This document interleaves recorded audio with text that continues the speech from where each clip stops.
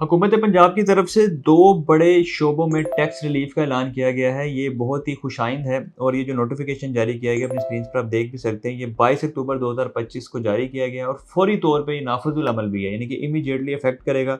और जो बड़े 2 शोबे हैं उसमें सबसे पहले मैं बात करूँगा रियल एस्टेट का जो शोबा है, यानी कि उसमें आपकी कोई भी ऐसी प्रॉपर्टी है जो कि आपने रेंट पे दी हुई है या लीज़ पे दी हुई है, उसके लिए जो आपको सेल्स टैक्स पहले जो देना पड़ता था, वो आपको नहीं देना पड़ेगा। तो काफ़ी अच्छा और बेहतरीन रिलीफ़ है, जिससे इन्वेस्टमेंट भी आएगी। लोग, क्योंकि बहुत सारे लोग आजकल इस तरह का भी काम करते हैं कि प्रॉपर्टीज़ रेंट पे लेके उसको एयरबीएनबी पे लगाते हैं, बुकिंग.com पे लगाते हैं, डिफरेंट वेबसाइट पे लगा के उसको रेंट आउट करते हैं।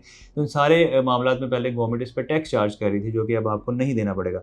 दूसरा जो बड़ा शोबा है, वो है ट्रांसपोर्ट का शोबा। मुसाफिर ट्रांसपोर्ट की ज़्यादातर जो सर्विसेज़ थी, उस पे भी टैक्स खत्म कर दिया गया है। अब बसें, वैगनें, कोस्टर्स वगैरह चलाने वाले ट्रांसपोर्ट मालकान को सेल्स टैक्स नहीं देना पड़ेगा। लेकिन याद रहे कि जो रेंट ए कार है, हवाई सफ़र है, एयर ट्रैवल वगैरह और राइड हीलिंग ऐप्स जैसे कि उबर और करीम वगैरह है, इस पर टैक्स वगैरह लागू रहेगा। जैसे इनड्राइव वगैरह भी आप यूज़ करते हैं, येंगो वगैरह जो चल रही हैं, इन पर टैक्स लागू रहेगा। लेकिन जो लोकल ट्रांसपोर्ट है, उस पर टैक्स की शरह ख़त्म कर दी गई है, सेल्स टैक्स। और ये बहुत अच्छा फ़ैसला है। हम उम्मीद करते हैं कि इससे मज़ीद भी बेहतर फ़ैसले किए जाएँगे, जिससे आवाम को माली रिलीफ़ मिलेगा और माली रिलीफ़ मिलेगा तो महंगाई को वो बर्दाश्त कर सकेंगे। वैसे तो ज़्यादातर काम महंगाई को कम करने के लिए होना चाहिए, लेकिन चलें, ये भी एक मस्बत कदम है, तो हमें इसकी तारीफ़ करनी चाहिए, इसको एप्रिशिएट करना चाहिए। अब 2 बड़े शोबों में टैक्स रिलीफ़ हो गया अल्हम्दुलिल्लाह, मज़ीद आगे भी उम्मीद है कि बेहतर से बेहतर चीज़ें होंगी इंशाअल्लाह।